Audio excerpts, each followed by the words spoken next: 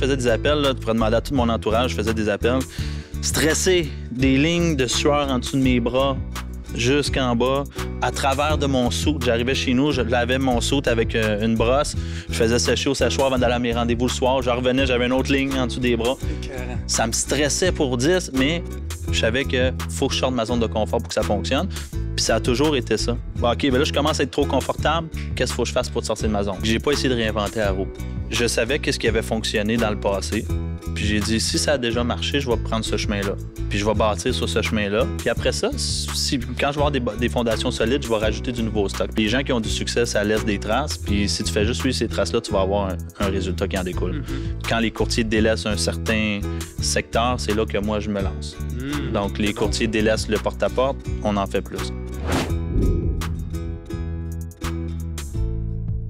Bonjour, mesdames et messieurs. Bienvenue à un autre épisode de Là, on jase. Aujourd'hui, je reçois un ami, un collègue, quelqu'un que j'ai tellement hâte de poser des questions, puis que je sais que vous aussi, vous allez en tirer une plus-value. Un, par son expérience. Deux, par sa générosité, puis un peu son parcours également.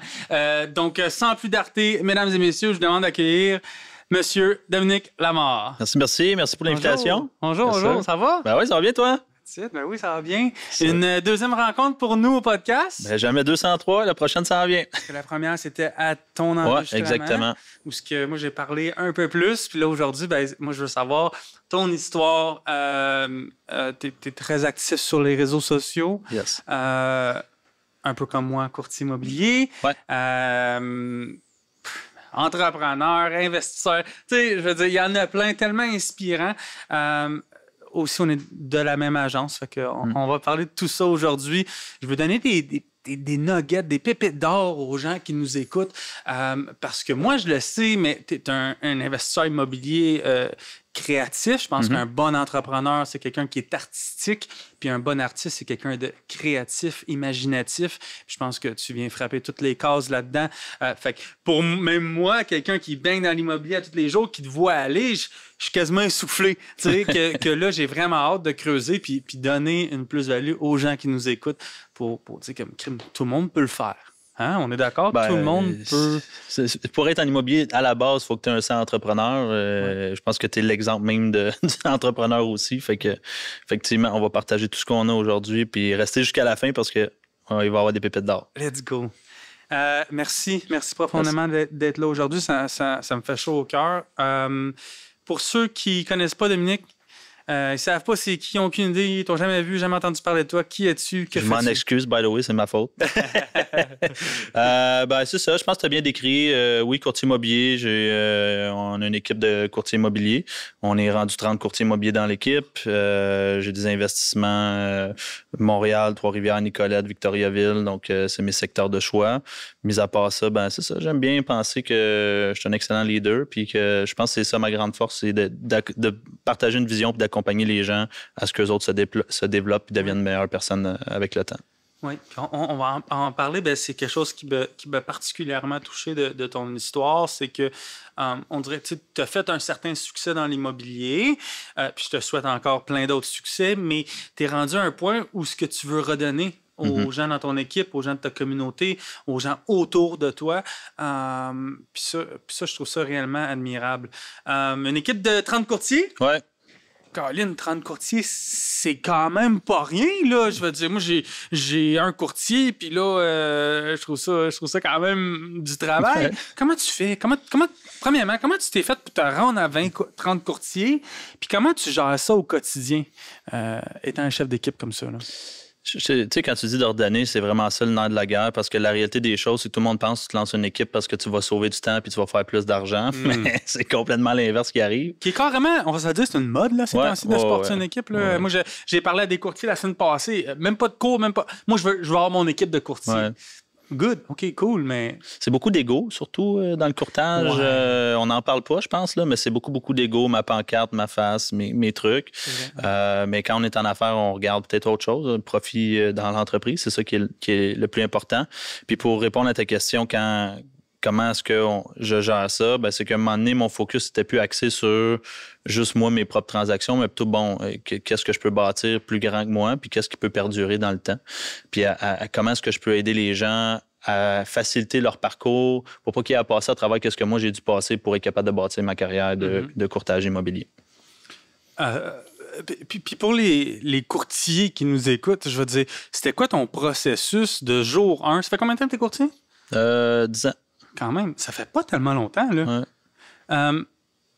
Qu'est-ce qui a fait en sorte que tu t'es engagé un premier courtier, 2, 3, 4, puis là, aujourd'hui, on est rendu à 30? Non, mettons, je repars en arrière, là, quand j'ai commencé dans un petit bureau 10 par 10. Je faisais des appels de sollicitation, prospection, je sortais de l'école.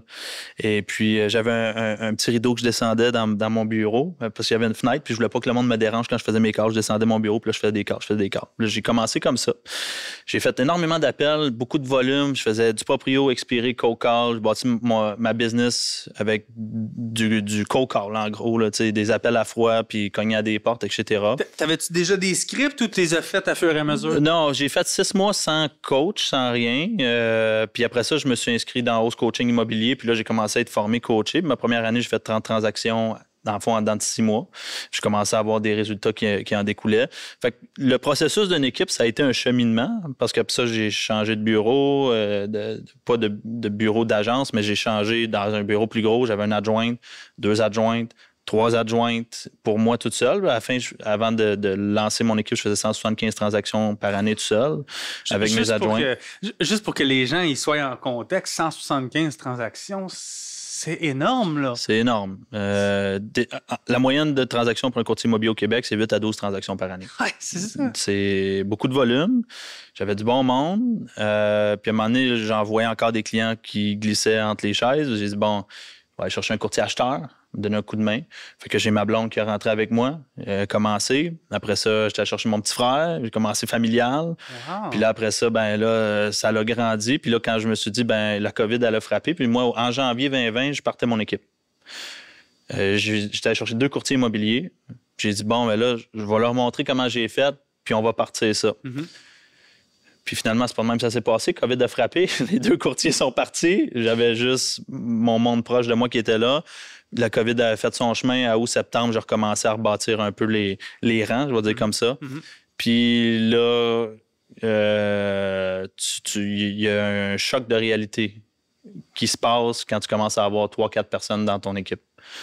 À plusieurs volets, à savoir, tu penses que tout le monde veut travailler autant que toi ou en veut autant que toi, c'est pas la même chose.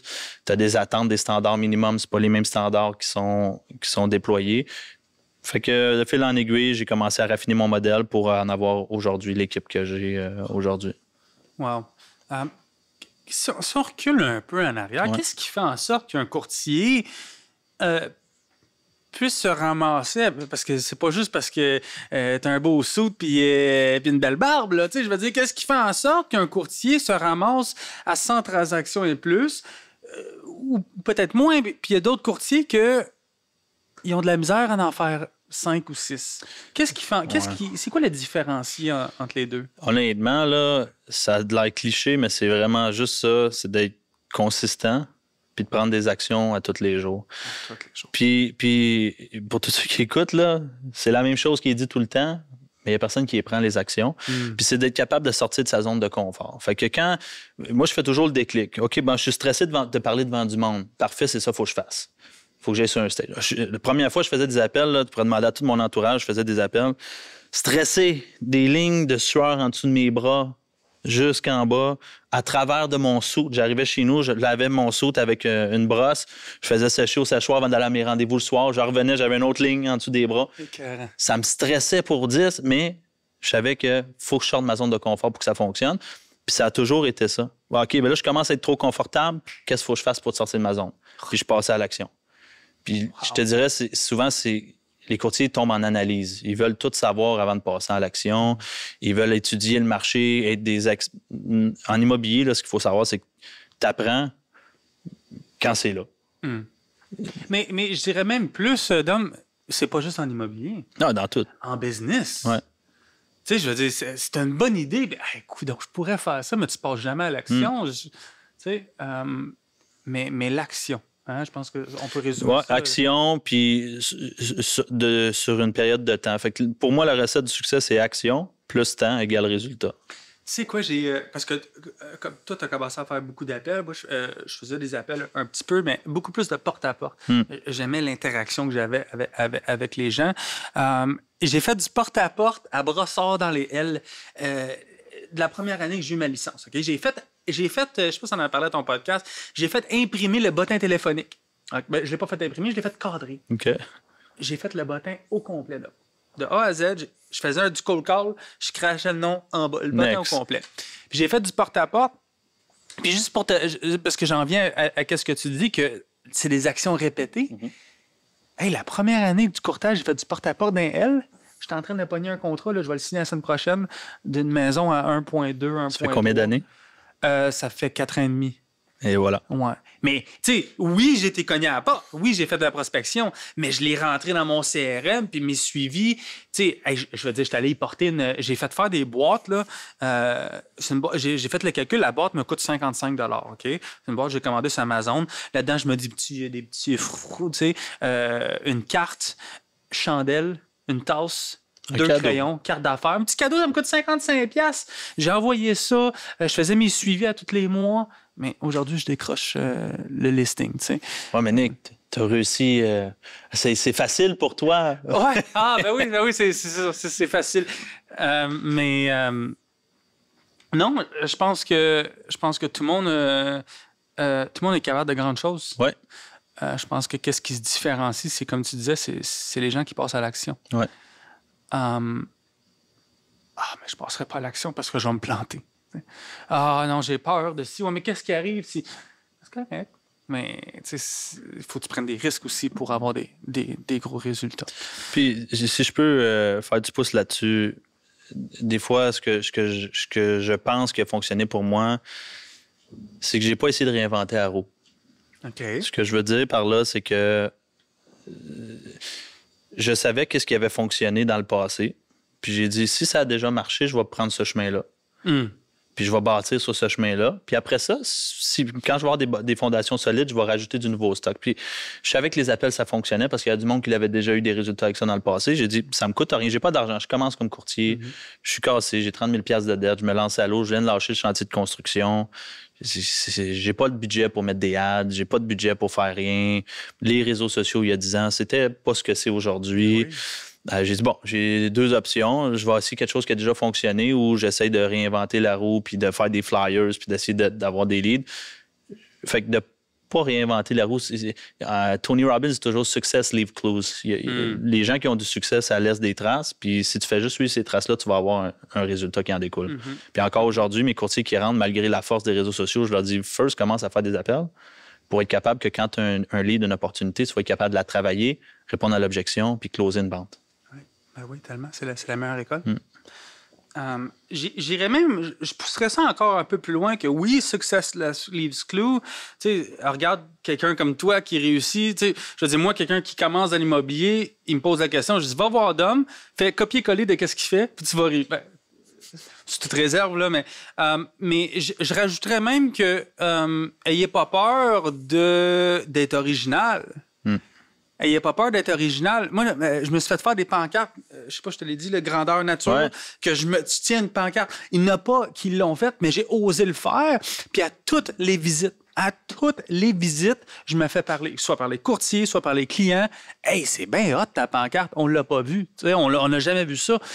Fait, oui, success less clues, regardez de qu'est-ce qui fonctionne ailleurs, mais je pense qu'il faut pas avoir peur non plus d'y mettre sa recette. Définitivement. De mettre, qu'est-ce que... Tu sais, si moi j'ai... tu sais, je veux dire, on parle de shout-out à elle, là, mais l'avocate en rose, disons, là, je suis un de ses clients, là, en passant, là, mais elle a décidé de le faire à sa manière. Ouais. Tu sais, puis moi, j'admire ça.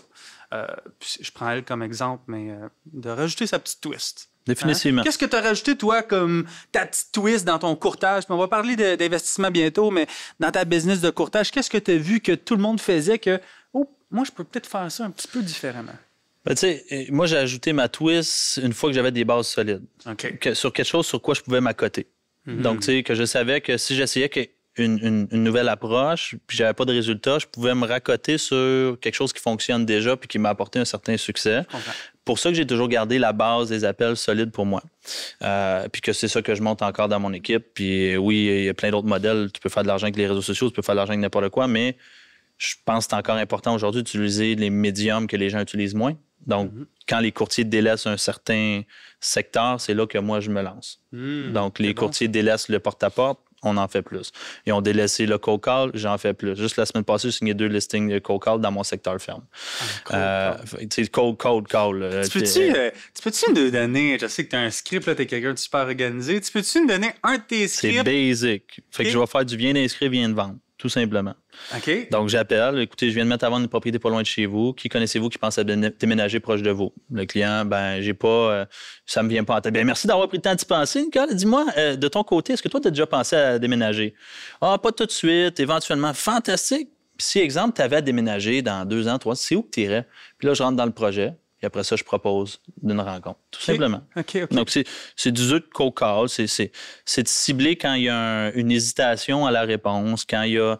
Parce qu'il n'y a pas un client qui va dire « Ben oui, je pensais déménager, pas chez nous. » Ouais, c'est ça. Ça n'arrive pas. Non. Mais il va avoir un peut-être ou juste une hésitation ou à ma retraite. Ou c'est aussitôt qu'il y a une petite porte qui se rouvre que là, il faut que tu saisisses l'opportunité puis tu commences à creuser sur le projet pour dénicher c'est quoi réellement qui se cache en arrière de ça. Fait que pour le cold call, c'est ça le script que j'utilise. Viens d'inscrire, viens de vendre, tout simplement. Puis dans le temps, j'avais pas de listing. Fait que je faisais du viens d'inscrire, viens de vendre sur les autres listings de mon agence. Oui. Tout simplement. Parce que le contrat appartient à l'agence et non pas au courtier. Fait que j'avais pas de listing. J'appelais les listings de mes collègues dans l'agence, alentour. Puis je disais, on vient de mettre une propriété à vendre. Qui connaissez-vous va s'appeler déménager? Puis c'est comme ça que j'allais chercher mes contrats. Pour les nouveaux courtiers qui nous écoutent ou les courtiers à devenir, reculer l'épisode puis réécouter ces petits morceaux-là, c'est vraiment Dom, il vous donne le blueprint. Là. Un nouveau courtier qui rentre dans ton équipe, à quoi qu'il faut qu'il s'attende? C'est quoi sa première journée d'ouvrage? C'est quoi la machine associée? C'est un onboarding sur 12 semaines. OK, donc, sur 12 semaines. Fait que c'est super structuré. C'est super structuré. C'est tout par l'entremise de vidéos. Ils peuvent le faire de chez eux. Il y a des quiz, il y a des questionnaires, il y a des tours de réussite. Comme à l'école. Un peu, c'est comme le groupe Lamar University, je peux dire comme ça. Le courtier rentre, il montre les systèmes, les processus, qui nous sommes, c'est quoi notre vision, notre mission, nos standards minimums. Puis après ça, je le passe à travers vraiment toute la mentalité du client, acheteur, vendeur. On fait faire un test de personnalité, qu'on sache c'est quoi son type. Fait qu'est-ce qu'on devrait le placer plus acheteur ou plus vendeur. Puis après ça, on descend les réponses aux objections et ainsi de suite. Puis après qu'on a fait le 3 semaines, je le rentre dans une séance d'appel. C'est 30 jours, 30 appels par jour, 7 jours sur 7. Fait que c'est comme on passe le test, puis après ça, on commence à y donner accès à plus de clients. Les bases de données, certaines bases de données. C'est ça, tranquillement. On se date, là, tu sais, un petit peu. On va donner des vieux clients. Si tu es capable de les convertir, c'est bon signe. Si tu n'es pas capable ou que tu arrêtes de faire tes 30 appels par jour, c'est peut-être pas nécessairement la bonne approche pour que toi, tu génères de la business. Parce que c'est pas tout le monde dans l'équipe qui sont habiles à générer de la business avec des appels. Puis après ça, on regarde avec leur cercle d'influence. Il y a une analyse complète qui est faite de l'individu avant de prendre la décision dont on le place où. Là. Incroyable. Ouais. L'épisode d'aujourd'hui est une commandite des entretiens Raven, une compagnie de lavage de fenêtres et revêtement extérieur. Si vous voulez redonner un éclat à votre maison, contactez-nous au numéro de téléphone suivant. On va s'assurer de vous produire une soumission rapide à prix compétitif. Bonne écoute. Je pense qu'on avait parlé à ton podcast, mais honnêtement, si moi j'avais recommencé ma carrière de courtier, sûr et certain, j'irais dans une équipe. Sûr et certain, puis avec la structure que tu as, je veux dire, moi, je serais un nouveau courtier, c'est sûr que je t'approcherais. Là, et parce qu'il faut une structure, hein, surtout comme nouveau courtier. Puis tu l'as dit au début, hein, on dirait que c'est une guerre d'ego. Puis non, puis j'étais le premier à avoir cette réaction. Non, j'ai pas besoin de personne. Moi, je suis correct. Mais crime, avoir été dans une équipe avec quelqu'un comme toi dès le début, ça m'aurait fait gagner certainement 2 ans de... Facile. Même moi, je recommencerais dans une équipe. C'est juste que moi, ça n'existait pas. C'était pas autant populaire. Les seules équipes que tu avais il y a 10 ans, tu avais Bardagie, une autre équipe peut-être, mais il n'y avait personne d'autre. Là. Ça commençait tranquillement à se faire. Des duos, il y en a toujours eu, mais des équipes avec 10, 15, 20, 30 courtiers, il n'y en avait pas. Puis la réalité des choses, c'est que plus on s'en va dans le temps, je pense que Puis on le voit déjà la tendance, plus les équipes prennent des parts de marché et plus les équipes ont un plus gros budget, sont capables d'offrir un meilleur service aux clients pour moins de coûts, meilleur service pour les courtiers font plus de sous dans l'équipe. On voit une tendance où les grosses équipes prennent de plus en plus de parts de marché rapidement. Comme dans les 2 dernières années, on le voit là. Je pense que la règle des... T'as-tu lu 80-20? Oui. Ouais, c'est Pareto, ouais. 80... C'est quoi? 20% des courtiers ont 80% du marché. Du marché. Ouais. Wow, super. Avant qu'on rentre en onde, on a parlé un peu de ton prochain projet qui s'en vient. Super excitant. Tu m'en as parlé un peu, puis j'en avais plein les oreilles. Fait que là, je veux qu'on rentre. Quand le podcast? Il sort en novembre. Ah oui, on est good. Il sort en novembre. Fait que c'est ça. Je pense pas qu'il va sortir avant. Hein? Non? Non. Okay. Parfait. Fait que c'est quoi ton projet, Dom? Parle-moi-en. Là. Je suis trop excité. Là. C'est du jamais vu, OK?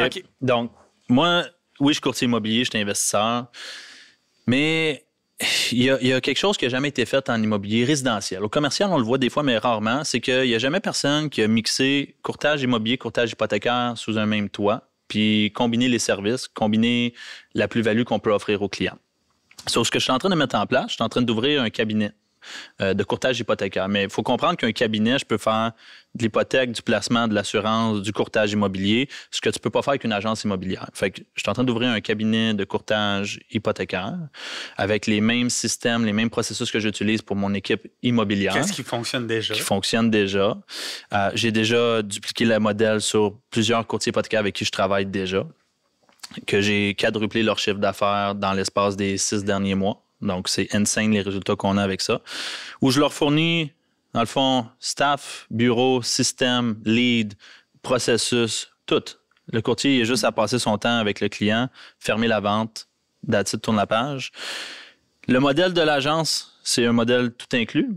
Les profits qui sont générés dans l'agence, 100% des profits s'en vont dans une société en commandite. La société en commandite fait des acquisitions de bâtiments et les courtiers sont actionnaires de la société en commandite puis ont des parts des bâtiments qu'on ajoute à travers le temps. Quand tu dis 100%, c'est certainement pas 100%. Parce 100%. qu'il y a une partie qui va développer la business. Exactement, mais 100% du profit net. Ça veut dire que j'ai déjà investi ce que j'ai de besoin pour faire le développement des affaires. 100% du profit s'en va dans la société en commandite. Société en commandite fait des acquisitions, grandit le portfolio immobilier des courtiers immobiliers et hypothécaires à travers le temps. Et eux ont des parts de ces immeubles-là. Au refinancement, on repaye les parts qui ont été injectées, conservent leur action de leur côté. Donc, dans le fond, je bâtis un patrimoine à long terme pour mes courtiers à travers le temps. Il n'y a personne d'autre qui a mis ça en place au Québec. Ils vont pouvoir dire, je travaille, mais maintenant, j'ai quelque chose qui m'attend au bout de la ligne. Puis à la fin de la journée, si l'immobilier ne me convient plus, ben j'ai pas payé tous ces frais-là pour rien. Ils sont allés dans quelque chose de tangible, puis je retire des dividendes aujourd'hui, dont du cash flow, de la liquidité, de l'appréciation, etc. C'est ça avec quoi on travaille à tous les jours. Maintenant, on le met en place. Ouais. C'est comme un no-brainer pour quelqu'un de rentrer dans ton équipe dans cette éventualité-là. Ouais. Tu sais, on prend 2 compagnies change pour change. C'est sûr qu'à tous les coups, tu me dis je vais recevoir à ma pension. À tous les coups, je vais avec toi, là. Ouais. Ça n'a pas le choix. Ça devient comme un peu un REIT à travers le temps. Pour là, c'est une société en commandite, donc c'est un peu c'est comme Desjardins, si on veut. Tu as des parts en fonction des cotisations que tu as mis dans l'entreprise. Tes parts sont reflétées à 100% en faveur de ta production. Fait que mettons que tu as cotisé 100 000 puis que le lot total, c'est 1 million, ben tu as tes parts du 100 000, du 1 million dans les actions du bâtiment, tout simplement. Fait que le plus simple possible, keep it simple, stupid. On prend le modèle qui fonctionne déjà pour l'immobilier, je le duplique, je le mets à l'hypothèque. Mais ça te fait pas peur? Tu sais, comme courtier immobilier, tu es en l'aise, tu es en contrôle de tes moyens. Courtier hypothécaire, tu rentres pas dans un domaine que tu connais pas tellement. C'est pareil, de un, et même beaucoup plus facile que le courtage immobilier. Parce que du courtage hypothécaire, ce qu'on vend, c'est un produit et non pas un service. Ce que je veux dire, c'est que c'est le produit de la banque. Ça veut dire que c'est beaucoup plus facile à scaler. C'est une liste de procédures. Tu suis la liste, j'ai besoin de tel document, je soumets, c'est réglé. Versus courtage immobilier, je dois montrer au courtier immobilier, j'ai besoin de son temps pour se déplacer pour des visites. Il faut que je lui montre les tactiques de vente. Il faut que je lui montre comment est-ce qu'on peut convaincre un client, gagner la confiance d'un client, comment te présenter. Versus l'autre, je me fais appeler. c'est quoi les produits à ce moment disponibles. Ça, c'est nos 55 banques avec qui on travaille. Voici les différents taux, les différents placements. Basé là-dessus, lequel tu veux. C'est un produit, comme l'assurance ou autre. Puis nous, on va faire affaire avec 55 créanciers. Ça veut dire que tu viens me voir, tu as tout le monde, là. Tu as toutes les banques. Quelle bannière, en fait, on a déjà des accréditations avec les banques. À l'heure où on se parle, je les ai déjà. Là. Fait que, on s'en va avec déjà 55 créanciers. Dans l'hypothèque, il faut que tu respectes des barèmes de volume minimum pour être accrédité. Okay. On les a déjà. Donc, on a du A, on a du B, on a du privé. Tu viens nous voir, on a tout. Ouais. Avec tes propriétaires en vente? Non, c'est avec les courtiers hypothécaires, le volume qu'ils vont soumettre aux banques. Il y a un barème minimum à respecter pour être accrédité puis pour avoir avoir le droit de soumettre des dossiers. Mettons, chez Desjardins, il faut que tu aies 30 millions par année, exemple. Ouais. De cette façon-là. Wow. Fait que demain matin, l'agence, tu viens me voir, tu as du courtage immobilier, puis tu as 55 créanciers qui tu veux faire affaire. On a les meilleurs taux, les meilleures ententes, les meilleurs deals, tous les cas. Le profit net qui retourne dans l'investissement d'immeubles, tu vas faire ça pour l'équipe de courtier immobilier aussi? Aussi. Ou juste... Wow. Les deux. Fait que quelqu'un, laisse-moi juste comprendre, là. Quelqu'un qui rentre dans ton équipe, au gros de la mort, là, que ce soit pour courtage hypothécaire ou immobilier, bon, il y a une partie de sa rétribution qui va envers l'équipe, évidemment. Fait que, il y a une partie qui va vers l'équipe qui est utilisée pour régénérer les leads, pour investir dans la compagnie. Puis toi, au lieu de prendre le profit net et te mettre ça dans les poches, tu le mets dans une société d'actions pour donner à tout le monde. Ouais, j'ai des actions aussi dans la société en commandite. Oui, mais évidemment. Effectivement. C'est capoté. Fait que je viens sécuriser de la rétention à long terme. Donc, le dilemme avec une équipe, c'est que souvent les gens quittaient aux 2 ans, aux 3 ans. Ouais. Ils allaient faire leur truc. Là, c'est plus le cas. Je redonne à mes courtiers une valeur tangible. Donc, il n'y a pas d'agence qui redonne quelque chose à leur agent concrètement à part à EXP, là, mettons, là, pour le courtage, carrément. Mais dans l'hypothèque, il n'y en a pas. Dans le courtage, à part de payer ton loyer, là, mettons, dans les autres grands noms de bannières, t'as rien. Tu quittes après 20 ans. Merci. Ben ouais, ça a la main, même là. Oui, t'as un code, genre, là, tu sais. C'est tout. Ouais. Fait que là, c'est plutôt de redonner aux gens qui nous aident. Dans le fond, qu'au lieu que ce soit juste une personne qui s'élève, c'est que tout le monde s'élève. Puis ce que je me rends compte, là, j'ai fait déjà plusieurs projets avec des clients, avec des investisseurs et autres, que je leur ai fait faire beaucoup d'argent. Quand le monde s'élève avec toi, c'est pour la vie après. Là. Quand ils font des sous avec toi, puis qu'ils grandissent, puis qu'ils améliorent leur qualité de vie à eux avec toi, ils sont avec toi pour la vie après. Comment, en termes de... tu donnes une personne une action sur l'entreprise qui est en partie propriétaire, comment est-ce qu'on divise? Quelle partie est-ce que cette personne-là a de cet immeuble-là? Ben, en fait, c'est très simple parce que ça va selon la productivité de l'agent puis les revenus qui ont été cotisés. Donc, je te donne un exemple. Disons que l'agent il a cotisé 100 000 $. On a payé toutes les dépenses. Il reste net 50 000 $. Ben, la part nette que lui, il a cotisé versus la part nette de tout le groupe, ça équivaut à un pourcentage. Ce pourcentage-là, il est reflété dans la nouvelle propriété. Puis, dans une société en commandite, il y a des réévaluations à chaque année. Fait qu'à chaque année, les parts sont réajustées en fonction des nouveaux montants, puis des nouvelles acquisitions, etc. Ça devient un peu comme un syndicat de copropriété va gérer des fonds, gérer un peu les décisions. Ouais, la syndicat de société en commandite fait le même principe. Elle ramasse les fonds, puis là, elle investit. Puis là, elle se garde tout le temps un bassin pour des travaux ou autre, ou faire l'optimisation. Et tout le temps un fonds. Puis après ça, les courtiers sont actionnaires de ces parts-là. C'est capoté. Moi, j'ai deux courtiers hypothécaires qui vont me contacter cette semaine pour ça, parce que pour moi, c'est un no-brainer. Hein? Un peu comme rentrer dans EXP. Pour moi, c'était... Attends un peu, qu'est-ce que tu veux dire? Je reçois un revenu. Ouais. Pour moi, c'était un no-brainer de... Puis un peu la même chose pour toi. En plus que les gens s'associent à... puis corrige-moi si j'ai tort, mais je pense que quand ils rentrent dans le groupe La Mort, ils parlent à Dominique. Oui. Ils parlent pas... de mon monde. C'est ça, tu sais. Tandis que tu vas, je sais pas, là, multiprès, tu vas-tu parler aux propriétaires? Non. Tu sais, dans l'agence, sachant que c'est une agence qui est très proche qui est en lien avec les courtiers immobiliers, on s'entend, ça ne s'appellera pas agence hypothèque Groupe La Mort, là. C'est pas. Je te voilerai le nom à la fin, comment on va l'appeler. Mais la grande différence, c'est que chaque action que l'agence prend est axée sur comment je peux faciliter le travail des courtiers hypothécaires et des courtiers immobiliers parce que c'est la réalité dans laquelle on est réellement.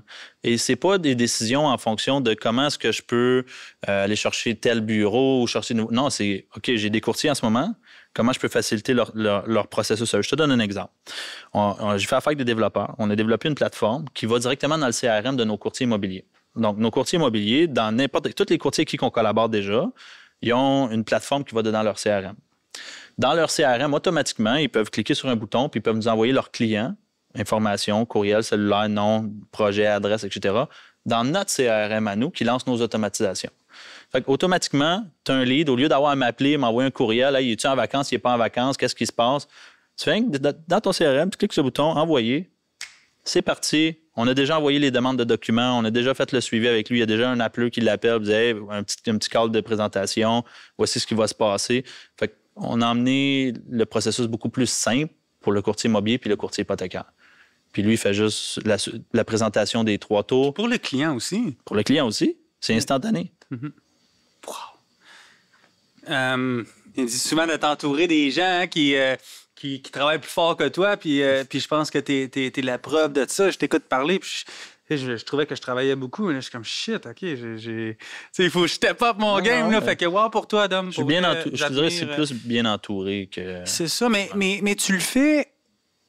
tu le fais pour les gens autour de toi. Ouais. Puis je pense que c'est au dernier podcast qu'on en parlait. Pour réussir, ultimement, si tu le fais pour toi ou si tu le fais pour l'argent, ça marche pas. À un moment donné, tu vas pogner le fond. À un moment donné, tu vas manquer de motivation. Ton why va être comme...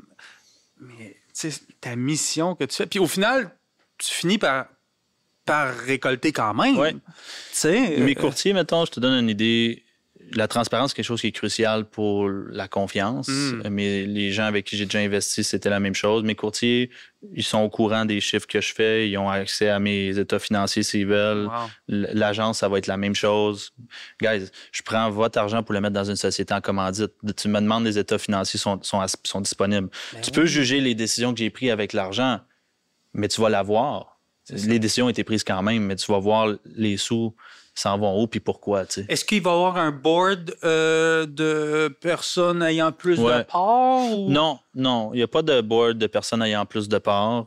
Oui, il y a des gens avec des associés avec qui qu'on est pour lancer l'agence, qui ont certains avantages, mais c'est pas des avantages d'action dans la société en commandite, c'est des avantages d'action dans l'agence, qui est 2 volets complètement différents. Donc, l'agence, elle gère l'argent. L'autre bord, c'est la société en commandite qui, elle, gère les immeubles. Fait qu'il y a une certaine mécanique, oui. Il va avoir des avantages plus physiques que des avantages, mettons, financiers. Wow. Ouais. C'est écœurant. Tu m'inspires vraiment beaucoup. T'embarques ou? Ben oui, j'embarque. Certains, j'embarque. On va s'en parler off-cam, mais j'y ai pensé en plus cette semaine parce que la dernière conversation qu'on avait eue, elle m'est restée dans la tête. Puis faut qu'on parle business, c'est sûr, certain. On va passer au prochain segment, qui est la question flash. OK. Tu as 1 minute pour répondre à plus de questions possibles. Si tu ne sais pas la réponse, passe, c'est go, go, go. Okay. Le premier aujourd'hui n'a fait 5, le deuxième n'a fait 7, mais il était 2. Fait que toi, il faut que tu fasses plus que ça. Parfait. Ça marche. Je sais que tu es un gars compétitif en plus. Fait que on passe. On est prêt? Si c'est connaissance générale, ça va pas bien. Non, c'est pas tant. Remarque que c'est une bonne question. Ça pourrait être connaissance générale, mais non, c'est plus sur toi. Puis, 3, 2, 1, c'est parti. Le plus grand défi que tu as à gérer dans ton équipe, en tant que chef d'équipe, le plus grand défi que tu as à gérer? Gérer les attentes. La qualité essentielle d'un leader? Quelqu'un qui fait ce qu'il dit. Comment motives-tu ton équipe dans les journées difficiles? Je les ramène à leur raison pourquoi ils le font, leur big why. Le montant de ça c'est touché. Le montant de ta plus grosse transaction? 4,8 millions. L'erreur que tu ne referas plus jamais en immobilier. On en fait toutes des erreurs. Hein? L'erreur que je ne referai plus en immobilier, je te dirais prendre pour acquis qu'un client va me faire confiance. L'adresse de ta première propriété? 76-59 Broadway, la salle. L'investissement immobilier que tu es le plus fier? Ma dernière acquisition au mois de janvier dernier. Le plus grand sacrifice pour réussir? 4 secondes. Mettre le temps qu'il faut. Mettre le quoi? Le temps qu'il faut. Mettre le temps qu'il faut. C'est bon, ça. On a combien? 6! C'est moi qui ai pris mon temps. Ben justement, en parlant de temps qu'il faut, Dom, t'as 1 million de projets, t'as une grosse équipe. Où c'est que tu trouves le temps? T'as une famille? Oui. Comment tu gères ton horaire? Explique-moi ça pour moi-même que j'aime ça. Je cours après ma queue en termes de temps. Comment tu fais pour gérer ton horaire puis arriver à passer du temps de qualité avec ta famille? Gestion de priorité, je te dirais. Okay. Tu sais, je me dis, s'il y a des gars comme, mettons, Elon Musk ou autres sont capables de gérer plus de projets, je veux dire, c'est rien, là, ce que je gère comparé de ce qu'eux autres gèrent. Ben, il y a quelque chose à apprendre de là. C'est une gestion de priorité, de traiter seulement les plus gros feux seulement. Et je prends pas, je vais le dire humblement, mais je prends pas de décision stupide non plus, là. Je veux dire, mon temps, il est investi au travail puis avec ma famille. C'est tout. Donc, c'est ça qui est important pour moi. Mon temps, je travaille fort pour laisser quelque chose qui a de l'allure à ma famille. Puis c'est ça qui est important pour moi, pour créer un impact dans la vie des gens proches de moi. Mais à part de ça, tu sais, je suis pas le genre de gars qui va aller au bar avec des chums ou des affaires de même, ou je bois pas, je fume pas, tu sais, je travaille, puis je passe du temps avec ma famille. Comme là, je m'en vais pendant 2 semaines en Italie avec la famille. Nice. Je travaille fort pour ces moments-là. Tu travailles-tu en Italie? Non, ben je suis pas capable de décrocher. J'aime ça. Tu sais, quand tu es passionné, c'est pas. Je pense que c'est un point important à mentionner. Il faut que tu sois passionné par ce que tu fais pour que ça fonctionne. Tu sais. Puis je suis passionné, ça veut dire que pour moi, j'ai pas l'impression de travailler. Je vais checker mes courriels le matin, mes courriels le soir. Je fais mes appels avec mes têtes d'équipe tous les jours. Fait que, j'ai mon directeur d'opération, mon gars de marketing, je vais parler avec mon comptable, parler avec mon gestionnaire d'immeuble. Je fais mes calls dans la journée. Tout est correct, parfait, good. On est correct par la suite. Mais tu sais, c'est quoi réellement faire un appel de 15-20 minutes à 5 personnes, puis après ça roule. Tu dois être comme moi, de toute façon, que si tu fais pas d'appel, tu fais rien toute la journée. Non, moi, j'angoisse un peu, là, pour vrai, là, fait que faut que je travaille un peu. Je suis curieux, par contre, puis après ça, on va arrêter d'en parler du courtage immobilier, mais comment est-ce que tu as trouvé à dire, OK, là, ça me prend un directeur de tout ça. Là, ça me prend tel morceau de l'équation. Est-ce que c'est du essai-erreur? Est-ce que tu as été coaché à travers ça? Comment est-ce que j'ai toujours été coaché. Okay. C'est important. J'ai toujours été coaché. Il y a eu beaucoup d'essais-erreurs aussi dans la structure d'équipe. Ce que je veux dire, c'est que souvent, on part une équipe, puis on a des splits bas parce qu'on veut recruter, puis on pense que le monde ne viendra pas à cause des splits, etc. Ouais, puis c'est la plus grande erreur que tu peux avoir dans une équipe parce que, en fait, tu te jettes une job, je vais dire comme ça. Si, maison, tu as une équipe et tes splits, c'est tout du 25 %, c'est pas viable. Tu partages ta paye avec d'autres mondes seulement. Une équipe, il faut que ça soit capable de rouler même quand tu n'es pas là, qui veut dire qu'il y ait du profit, que tu sois en transaction ou non. C'est une business. Ma job, moi, n'est plus d'aller dans une cuisine pour signer un contrat CCA, CCV. Je le fais encore aujourd'hui parce que je veux le faire encore, mais techniquement, c'est plus ma job. Ma job devrait être d'aller chercher des courtiers de qualité, les former, les aider à montrer leur propre équipe dans mon environnement, de leur montrer comment atteindre les niveaux qu'ils veulent atteindre, etc. Ça, c'est ma job en tant que team lead et non plus d'aller dans une cuisine. Mais tu as plein de modèles, là. Il y en a que ça va être des rainmakers qu'on appelle. Donc, c'est un courtier ultra performant qui s'est entouré de beaucoup de courtiers acheteurs. Tu as des modèles un peu comme le mien où moi, je vais plus montrer aux gens à devenir très performants. Puis tu as d'autres modèles qui sont plus axés sur t'as un battement de cœur, tu as des jambes, parfait, on te prend. Là. Fait que, il y a plein de modèles, mais tout ça pour dire que c'est de l'essai-erreur, c'est du coaching. Puis c'est à travers ça que tu trouves le modèle qui fait du sens pour toi. Mais moi, mon objectif avec une équipe, c'était d'éventuellement plus avoir à être dans une cuisine. C'était ça mon objectif. Qui est pas nécessairement évident aussi hein, pour les gens qui nous écoutent, qui ont le rêve de partir une équipe, tant mieux, là, go, fonce. Ouais, mais tu sais, c'est pas nécessairement... Tu mets beaucoup de temps à former les gens aussi. Hein, il y a des humains. Je peux te donner une ligne directrice. Oui. Le courtier, team lead, devrait toujours être en production jusqu'à un certain... Je vais donner des ratios. Il devrait être en production jusqu'à temps que son équipe fait en haut de 500 transactions par année. Okay. On va commencer avec ça. Pourquoi? Parce qu'il y a une corrélation entre le nombre de transactions puis les volumes de dollars. Ça, c'est d'un. Deuxième des choses, devrait être en production jusqu'à temps que ses revenus à lui, personnels qu'il ramène à l'équipe, soient inférieurs à 25 % des revenus complets que l'équipe génère. Donc, tu prends le profit net de l'agence, ou du moins le profit, le revenu brut que tu as fait. Tu regardes combien toi tu as produit en tant que courtier indépendant dans l'agence. Si c'est supérieur à 25 % tu ne peux pas commencer à penser à te retirer. Si tu te retires, ta business, ça ferme les portes tout de suite. Wow! Donc, il y a des pourcentages, il y a des ratios à respecter. Comme moi, actuellement, mes revenus représentent 13 % des revenus totaux de l'entreprise.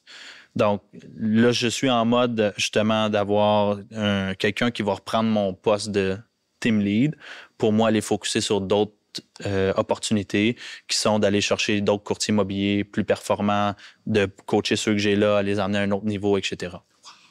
Donc, c'est des étapes. Souvent, ce qui se passe, c'est que je pense qu'on veut se retirer trop tôt et je l'ai fait il y a 2 ans, puis j'ai passé proche de fermer boutique, là. Te donner une idée.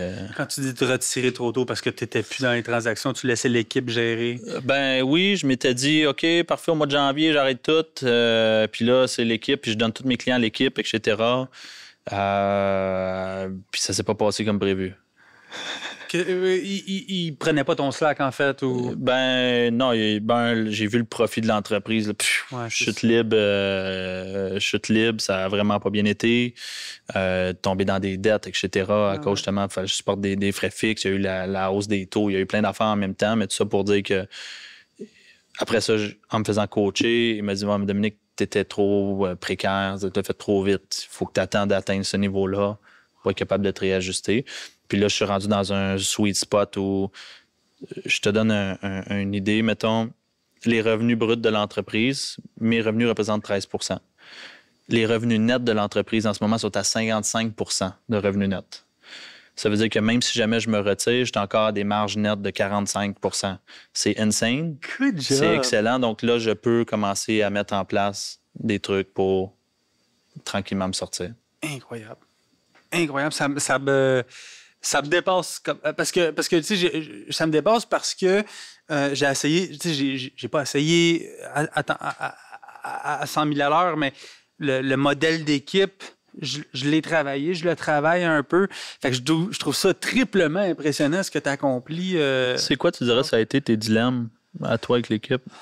Ben, j'ai pas poussé à 100% dans le modèle d'équipe all-in. J'ai pas poussé 100% dans le recrutement EXP, à aller chercher des courtiers dans mon équipe.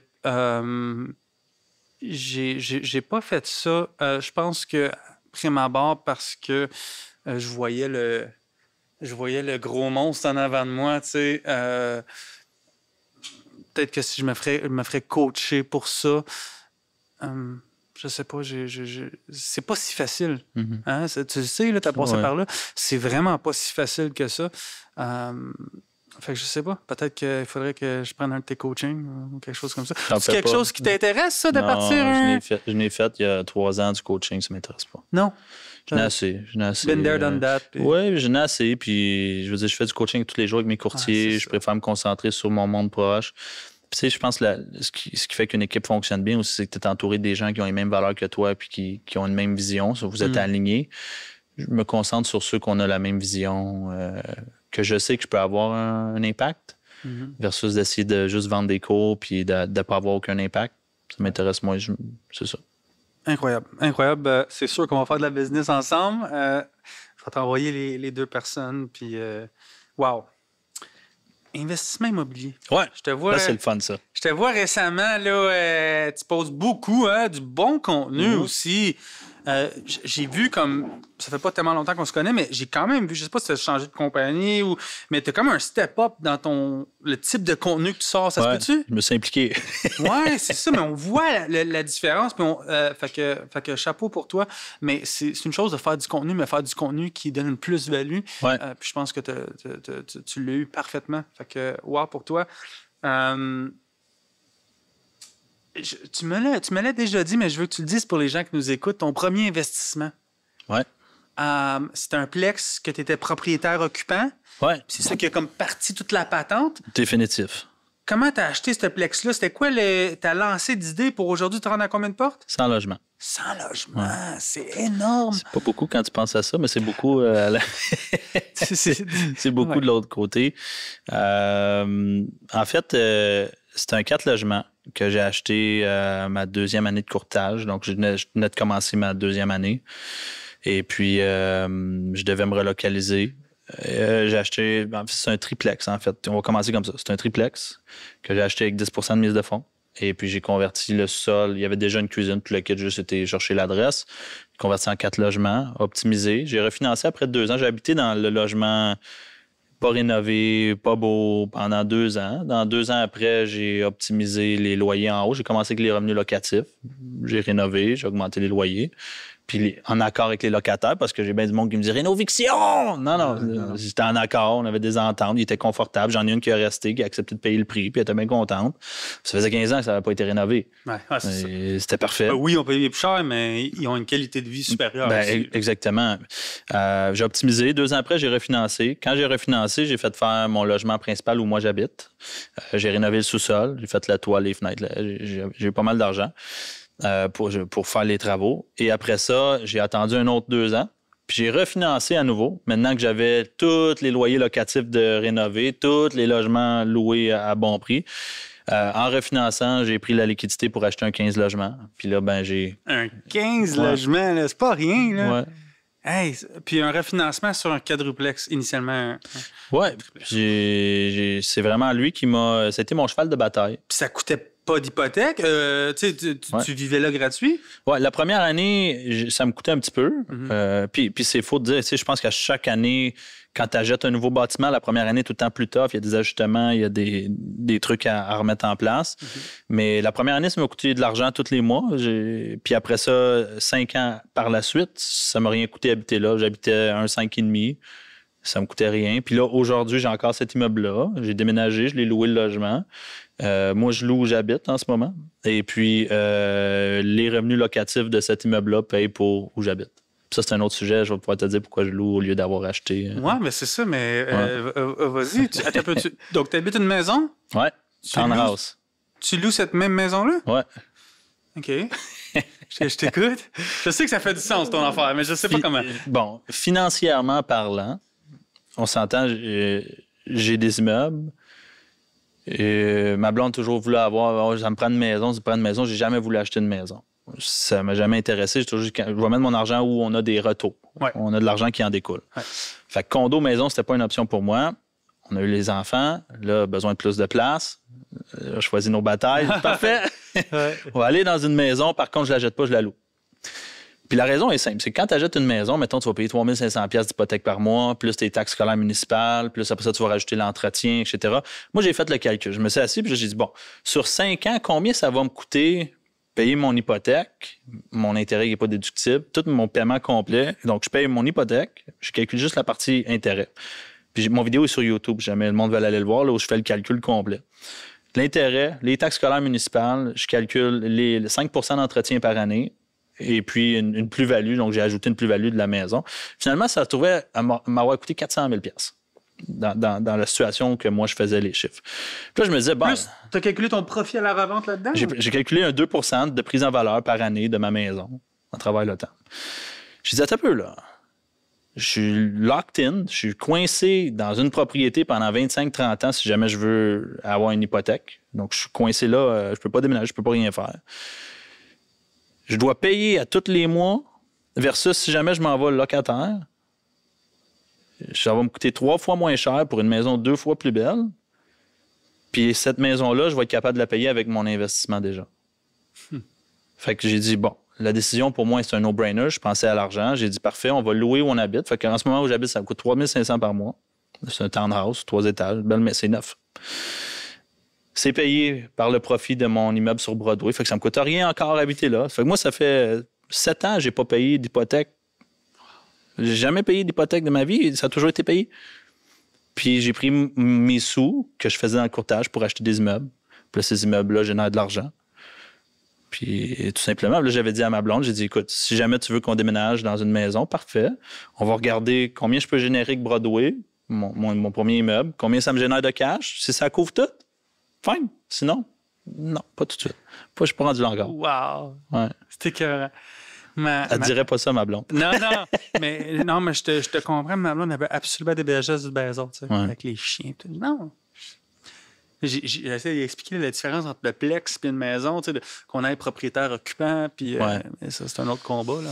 On va l'avoir. Le meilleur des deux mondes, ça a été de louer. Oui, c'est ça. Mais je ne sais pas si pour moi, ça serait nécessairement bon, parce que toi, excuse-moi le son, là, ta location est couverte par tes autres immeubles à revenus. Tu sais, moi, j'ai pas nécessairement... Si tu n'as pas la location, ça va quand même te coûter moins cher de louer sans avoir les coûts connexes par la suite. Mais c'est ça que j'ai de la misère. Puis c'est bon que je te questionne parce que les gens qui nous écoutent vont questionner aussi. Moi, je mets mon semi-détaché en vente. J'ai acheté en 2018. OK. Je vais me faire 250 000. Comment est-ce que si j'aurais loué pendant toutes ces années-là... On va faire des chiffres vite fait. Tu fais 250 000. OK. Mettons, tu as payé combien? J'ai payé 200 francs chiffron. 200 000. Tu payes combien de taxes par année? 4 500. 4 500. Je fais des chiffres juste vite fait. Oui, c'est ça. Combien de temps tu l'as? 5 ans? Ça fait 8 ans. 7 ans. 7 ans, depuis 2010. 7 ans. Fait que tu as payé 40 000 de taxes, grosso modo. Ça, c'est juste municipal ou municipal et scolaire? C'est juste municipal, là, scolaire. Okay. 150 par année. Mettons, tu prends 5 % par année de la valeur, c'est ce que ça t'a coûté en entretien. Si jamais tu n'as pas fait d'entretien une année, ben, tu as peut-être refait faire planche au sous-sol. Oui, j'ai fait la maison complète. Tu as fait tout au complet. J'ai mis de réno, j'ai mis 80 000 là-bas. Fait que 40 000 plus 80 000 de réno, tu es rendu déjà à 120 000.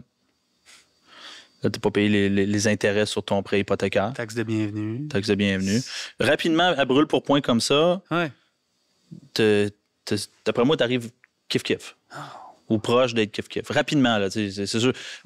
Mais si tu vois sur mon YouTube, je fais la différence entre un duplex propriétaire-occupant puis une maison, puis je fais les comparaisons, puis là, tu arrives à voir vraiment la différence. Le duplex, tu allais chercher je me rappelle plus les montants exacts, puis la maison, combien ça te coûtait. Mais le manque à gagner est énorme, là. Fait que ça vaut la peine à considérer, puis les sous que tu sauves, ben, tu les mets de côté, puis tu t'achètes un plex. Puis s'il y a de quoi qui pète, ben, t'appelles le proprio. Exactement. Ah, c'est fort, pour vrai. J'avais jamais vu ça de même. C'est vraiment très intéressant. Je suis sûr que vous autres aussi en studio, vous avez appris quelque chose. On arrive au prochain segment. On est quasiment à la fin déjà. Mais le prochain segment, c'est la fameuse question corsée. On fait une dégustation de vin qu'on n'a pas. Je te laisse piger. Si tu l'aimes pas, tu le files pas, pitch-les, on va recommencer avec un autre. Faut que je la lis à voix haute? Oui. Qu'est-ce qui est le plus difficile, recruter ou garder ses meilleurs éléments? Garder ses meilleurs éléments. Les garder. Les garder, c'est le plus difficile pour plein de raisons. Parce qu'à un certain moment, tu veux pas qu'ils aient l'impression qu'ils sont pris pour acquis. Ça, c'est la première des choses. C'est important de leur rappeler à tous les jours qui sont importants puis qui ont leur place puis que grâce à eux, c'est à cause d'eux autres que ça fonctionne. C'est pas sans eux autres, ça fonctionnerait pas. Recruter, c'est tellement facile. On reçoit du monde qui vient nous voir toutes les semaines. De garder tes meilleurs éléments, de leur rappeler qu'ils sont importants, qu'ils sont cruciaux, mais aussi de leur montrer qu'il y a encore de la place pour eux de grandir dans ton environnement. Puis je pense pour qu'ils le voient, il faut que ta table grandisse continuellement. Ça veut dire que si toi, tu t'assois sur tes lauriers et tu ne fournis pas d'autres nouvelles opportunités, pour eux, ils ne voient pas la possibilité de pouvoir continuer à grandir avec toi. C'est comme dans une entreprise. S'ils ne voient pas qu'ils peuvent atteindre le prochain niveau, pourquoi je reste là? Je ne peux pas atteindre le prochain niveau. Surtout en tant que travailleur autonome pour les courtiers, je pense que c'est important pour voir cette vision-là. Ouais. Wow. C'est ça, Crunchy? Crunchy, un autre? Vas-y. Va t'arriver, celle-là. Ça, c'est bon. Je pense que je sais ta réponse, mais je suis curieux de l'entendre pareil. Quelle est la plus grosse fausse croyance que les gens ont envers les courtiers immobiliers? Ils font tout de l'argent. Ils font tout de l'argent. C'est une croyance, parce que la réalité des choses, c'est que 9 sur 10 échouent dans les 2 premières années, sont plus courtiers. Puis ça, c'est les stats de l'OASIC, là. Ouais. C'est quoi le salaire moyen? Je pense que c'est comme 70 000? Ouais, 70 000 avant dépenses. Avant dépenses. Fait qu'il reste peut-être 30-35 000. C'est moyen, là, ça, là. C'est quand même assez spectaculaire, là. Puis je pense que la croyance vient de 2 places. La première, c'est que, puis je la respecte, la croyance, parce que quand tu es un vendeur, tu reçois la facture du notaire, tu as signé avec ton courtier, puis là, tu vois 40 000 tu penses que ton courtier vient de faire 40 000. Ouais. C'est normal, c'est ce que tu vois. La réalité, c'est que, c'est splitté. Là. On commence direct là, on enlève la moitié, ça s'en va à l'autre personne avec qui il a travaillé. Puis après ça, tu le divises en 3. 33 ça va à l'impôt, 33 pour les taxes, puis l'autre 33 pour les dépenses d'entreprise. Là, il reste pas grand-chose. L'agence. Il reste presque rien. Ouais. Dans le fond, il vit sur 33 de ce montant-là. Grosso modo, là, si on fait des chiffres rapides, c'est vraiment ça. Puis d'ailleurs, si tu es un nouveau courtier puis tu écoutes le podcast, chaque paye, tu devrais la diviser en 3. 33 pour tes impôts, 33 pour gérer tes dépenses de business, puis 33 pour toi. Puis tu prends un compte séparé pour mettre tes taxes, CPS, TVQ. Fait que ça t'appartient pas, cet argent-là, tu le mets de côté tout de suite. Donc, c'est une petite golden nugget. J'adore. Mais je pense que c'est ça. Puis l'autre élément qui fait qu'il y a cette croyance-là, c'est qu'ils se promènent tous avec des autos de luxe quand ils ne peuvent pas se le permettre, pour la grande majorité. Parce qu'ils veulent bien paraître devant les clients, mais au final, si tu es prêt de closer ton deal, si ta présentation pour les n'est pas bonne, tu peux bien arriver en Ferrari si tu veux. Ça n'a aucun lien, la voiture que tu chauffes. Tu as fait une vidéo là-dessus en plus, hein? Ouais. Récemment? Oui. J'ai fait plusieurs. Puis moi, quand j'ai commencé, là, j'avais un vieux Ford Escape. J'étais sur le chantier de construction. Puis j'étais gêné. Je me parquais au coin de la rue quand j'y allais. Puis j'étais gêné parce que les propres courtiers mettent tellement de pression sur l'image. Ouais. Ça vient de l'interne, cette pression-là. Là. Ça vient, je pense que ça nous aide pas, hein, aux yeux du public, d'essayer de flasher, si on veut. Une autre pression dans le courtage, c'est les résultats. Il y a une autre pression. Il y en a 3 majeures, donc comme quoi qu'un courtier, un vendeur, c'est plus intéressant qu'un acheteur, etc. Écoute, une transaction, c'est une transaction. L'acheteur ou vendeur, c'est une transaction. Oui, le leverage est plus grand que le vendeur. Oui, point de vue de temps, tu peux sauver du temps. Oui, ça te rapporte des clients. Mais il n'empêche que un client, c'est un client. Puis les deux sont autant importants. Puis que ce soit un achat ou une vente, c'est le même revenu là, à la fin de la journée. Ça, c'est le premier des mythes. Deuxième des mythes, je te dirais que le revenu, les courtiers veulent avoir le trophée. Puis ils vont faire n'importe quoi pour avoir le plus gros trophée. Puis moi, j'ai vécu ça longtemps chez Remax. C'était comme la pression du trophée. Mais moi, je connaissais des courtiers qui étaient là-bas qui faisaient 800-900 000 par année pour le trophée, puis qu'il leur restait 50 000 dans leur poche à la fin de l'année. Puis tu te dis, t'as peu, qu'est-ce qui est important? C'est le haut de la ligne ou c'est le bas de la ligne? Puis quand tu es en affaires, tu focuses sur le bas de la ligne, qui est ton profit net, après dépense. Ouais. C'est ça qui est important. Le reste, là, ça vaut pas grand-chose. D'autres, on n'a pas de trophée, de toute façon. On n'a pas de trophée, hein, je pense. Ouais, Icon. Ah ouais. Mais c'est tellement pas important. Toi, tu l'as fait le 3 janvier, je pense, déjà. Là. Icon? Ouais. Non. Je veux dire, j'avais mon renouvellement est le 1er mai. Ouais. Je l'ai eu le 15 mai. J'étais pas loin, pareil. Hein?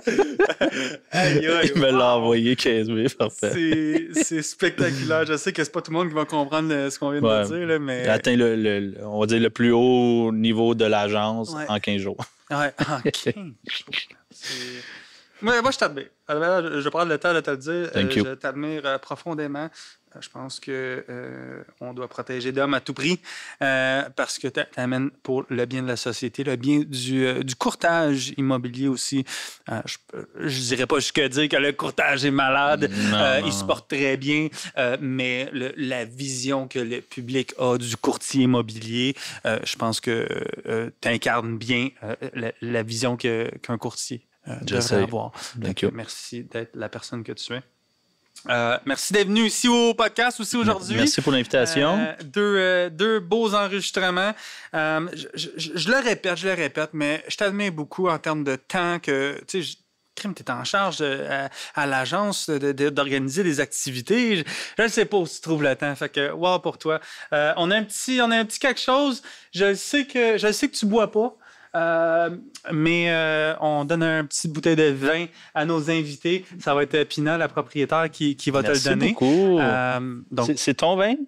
C'est pas mon vin, mais je suis certaine. Ça vient de la SAC. C'est une bouteille. Merci beaucoup. Merci. Donc, j'aurais aimé ça que le sommelier... Merci, Pina. J'aurais aimé ça que le sommelier nous le présente. C'est essentiellement des vins... Pina veut faire la présentation. Ouais, c'est ça. C'est des vins entre 20 et 30 $. Okay. Fait que c'est pas des vins très chers qui se complémentent bien. Donc, je sais que si c'est David qui l'a choisi, il est super bon. Fait que tu vas pouvoir le donner à tes invités s'ils viennent à la maison. Merci beaucoup. J'apprécie. Merci pour l'accueil. Puis d'avoir fait ressortir. Tu es un très bon animateur de faire sortir les points des gens. Merci. Fait que merci beaucoup. Ça fait un plaisir. Avant qu'on finisse, là, pour les gens qui nous écoutent, qu'est-ce qui s'en vient pour Dom? Là, on a parlé un peu du courtage hypothécaire. Où est-ce qu'on te trouve? Parle-nous un peu du futur là, pour toi. Là. Ben, il y a le cabinet, bien sûr, qui s'en vient. Ça, c'est un gros projet sur lequel je travaille. Il y a la société en commandite. Ça aussi, c'est insane. J'ai plusieurs offres d'achat en cours pour des achats personnels. Je te disais, qu'est-ce qui s'en vient? 2 choses. Des projets encore plus excitants qui sont alignés avec ma vision. Un petit peu plus de temps en famille, définitivement, par l'entremise de voyage. Et puis, que du nouveau. Faites du bien, c'est rafraîchissant. Instagram, Facebook, TikTok, ouais, partout? Partout. N'importe où tu écris mon nom, tu vas trouver Facebook, Instagram, LinkedIn, TikTok. On est là, YouTube. Allez le suivre, pour vrai, il donne tellement de bon contenu jour après jour. Une personne en or, honnêtement, vous n'allez pas le regretter. Pour vous qui nous écoutez semaine après semaine, merci du plus profond du cœur, ça fait tellement du bien. Likez, commentez, partagez chacune des vidéos. Vous n'avez aucune idée à quel point ça nous aide. Donc, on vous laisse sur des épisodes du prochain épisode. Puis d'ici là, portez-vous bien. À la prochaine. Ciao.